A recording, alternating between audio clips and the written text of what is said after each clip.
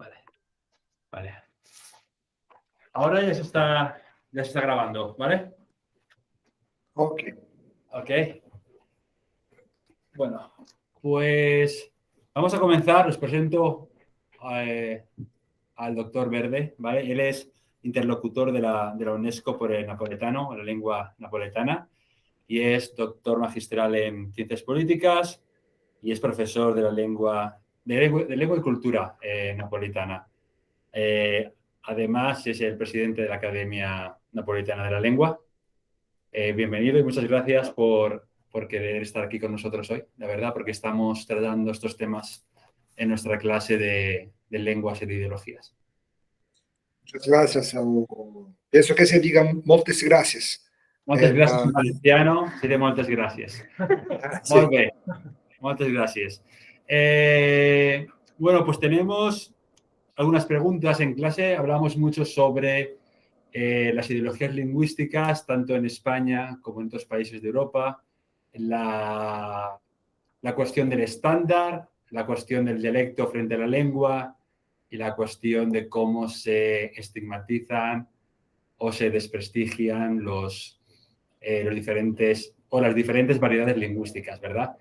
Entonces, la primera pregunta que te queríamos hacer es que nos comentaras dónde se habla la lengua napoletana y también si pudieras hablar un poco de otras lenguas que existen en la península itálica.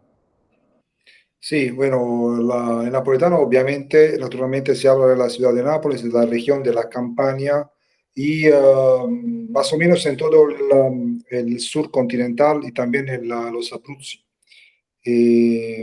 los subcontinental de Italia. Pues que no es, decimos, puedo decir, es muy conocido el hecho que el napolitano tiene un código ISO NAP. La UNESCO ha declarado esta lengua una lengua vulnerable, o sea, el riesgo. Y se habla, como te digo, en todo el sur continental, también con enclaves en el centro de Italia, sin considerar la diáspora napolitana que está en todo el norte de Italia y a lo exterior, por ejemplo, los Estados Unidos o Latinoamérica.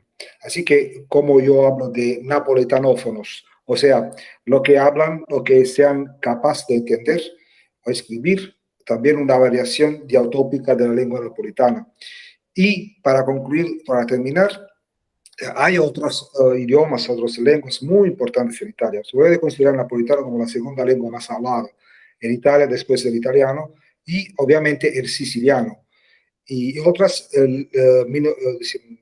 digamos, comunidades lingüísticas protegidas. Desafortunadamente, el napolitano no está protegido, no hay una tutela legal por este idioma. Eso Vale, es esta era la segunda pregunta que te queríamos hacer. Bueno, la primera, voy a comentarles a mis estudiantes que el código ISO es un código que se le ofrece a algunas lenguas, ¿no? para sí. catalogarlas. Es decir, hay lenguas que por desgracia todavía no tienen ISO, ¿vale? Es un código, es ISO, ¿vale? Entonces el napolitano sí que tiene ese código ISO, ¿vale? Como dice, se habla en Nápoles, pero también en el sur de Italia, ¿vale? Subcontinental de Italia, sin considerar la comunidad emigrada en el norte de Italia y el exterior. Exacto, porque pues obviamente como con muchas lenguas, ¿no? Hay inmigrantes que se van de la zona de Nápoles y en Estados Unidos, como sabéis, hay muchas personas que son descendientes de esa región deItalia y también en otros países. Argentina, ¿verdad? Es un país quizás con... Exactamente, pues que sí, eso me da la posibilidad de decir que una recién búsqueda académica del CONICET ha demostrado que los porteños de Buenos Aires tienen un acento muy parecido al napolitano y tienen un acento específico. Eso es una búsqueda académica del CONICET de algunos años hace. Perfecto, perfecto. Entonces, comentabas que la lengua napolitana no está protegida en Italia y la segunda pregunta estaba relacionada con esa cuestión, que cuál es el estatus político en Italia, cómo se considera el napoletano. El napolitano en Italia se considera un dialecto del italiano. Se considera una lengua, decimos, representada por folclorismo indigenismo y decimos en una manera decimos muy ridícula. Pues que yo no tengo la posibilidad de hablar napolitano en la tele italiana, sino la gente me va a reír o a considerar una manera criminógena, no sé si está bien dicho en castellano, Sí. o sea, una manera criminal. Sí, esto está muy Tenemos... relacionado, perdón que te esto está muy relacionado con lo que hablábamos en la última clase del andaluz, ¿os acordáis? Que hay el otro día hablábamos que en muchas series españolas aparecen personas hablando con acento andaluz, los delincuentes o las personas con trabajos poco cualificados. ¿Esta situación ocurre también con el napoletano? En las Sí, sí, totalmente sí. En todas las fiction, fiction, arte cinematográfica, o los napolitanos los napolitanos hablantes son representados sobre todo las mujeres y los niños son representados de manera o folclórica o ridícula o decimos italianizada, si me puedes pasar este término. O sea, totalmente decimos como el buen salvaje, ¿sí? o o desafortunadamente aún más peor, decimos, según cierta ideología lombrosiana, como minus sabens o decimos, imbéciles o criminales. Y mucho más peor la situación por los niños, pues que, por ejemplo, las obras, los cartoons, los cartoons, por los ejemplo, dibujos animados, las caricaturas. sí, los dibujos animados, exactamente, no me vi el tema. Los dibujos animados que, por ejemplo, vienen del exterior, cuando están traducidos en italiano, se traducen en un acento napolitano por los personajes, decimos, negativos, como delincuentes o personajes como, por ejemplo, también en Zootopia o Zootopia, había un animal, un fox, no sé cómo se diga en castellano. Un zorro. Sí, sí, es lo único personaje negativo de esta película por niños y tiene acento napolitano. Esa es una violación abierta de los derechos del niño, pues que desarrolla estereotipos negativos. Y ese es un gran problema, que es lo que pasa en Italia decimos, en ese sentido. Y eso es acerca también tiene que ver también con la mujer de habla napolitana que está representada en el cine como una mujer vulgar, ignorante o mucho más peor. Decimos en una manera italianizada, o sea, indigenista, si me pase del término. Sí, exacto. ¿Y la película que comentaba de Zootopia, es una película reciente o es antigua? O... No, de algunos años hace. Ah, sí, es que no la conozco, la verdad. Vale, y respecto, aquí hablamos mucho también... Como Uy, se ha cortado. En esta clase hemos hablado mucho también sobre la importancia, ¿no?, de que los gobiernos enseñen el napoletano o el valenciano o el catalán o el gallego en las escuelas para que la gente lo respete más, ¿verdad? Entonces, los estudiantes italianos que viven en Nápoles estudian napoletano en la escuela elemental o en la media o en la superior o... no está permitido. No está permitido, pues se considera, no, yo no está permitido. Es por eso yo, de una manera independiente, realicé el primer curso de lengua y cultura napolitana según los que les esquema del CUCHER, o sea, del cuadro de referencia, el marco europeo por de referencia por las lenguas, reconocido por la primera vez por la Municipalidad de Nápoles. Pero, y eso está reconocido también por otras academias y también los Estados Unidos, la Hasbro University, por ejemplo, o la Universidad de Atenas, me reconocieron este curso, este método. Pero el gobierno italiano, y desafortunadamente tengo que decir, la región misma de la Campania, institucionalmente no permite la introducción en los programas escolares del napolitano.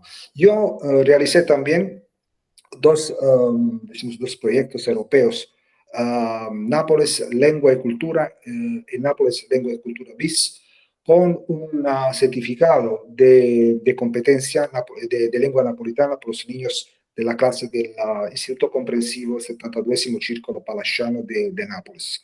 O sea, yo estoy abriendo una puerta para que se permite, decimos, a los niños, a las niñas napolitanas, de conocer sus lenguas, el valor de esta lengua, que es una lengua literaria. Y me permito decir también que también gracias al, por ejemplo, Alfonso el Magnánimo, que introdujo el napolitano como lengua de reino de Nápoles. Eso es muy importante, sin considerar también toda la tradición literaria que tiene esta lengua, como por ejemplo lo de Cenicienta, que nace en Nápoles. Hay una tradición literaria en lengua napolitana de más de 700 años y el gobierno italiano no permite la introducción en los programas escolares de este idioma.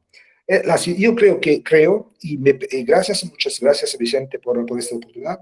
Creo que la situación de la lengua napolitana, y cuando digo lengua napolitana es la situación sociocultural de los niños, de las niñas, de las mujeres de idioma napolitano, no es decimos, es única en todo el hemisferio occidental.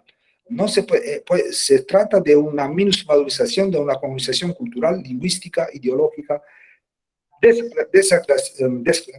desgraciadamente muy parecida a las teorías decimos, lombrosianas de Marco Ezequiel Lombrus, hacia la gente del sur como gente, decimos, de una raza inferior. Lo que ha pasado políticamente desde la unidad de Italia se transmitió también en lo lingüístico. O sea, los napolitanos son cantadores o robos o criminales o simpáticos y ridículos ignorantes. Si yo hablo te doy un ejemplo, si yo hablo en la tele italiana ya con un acento napolitano, la gente ríe. Si ti parlo napolitano, in modo sto parlando napolitano, la gente si mette a ridere. Sí. Ok. No, yo capisco più o meno.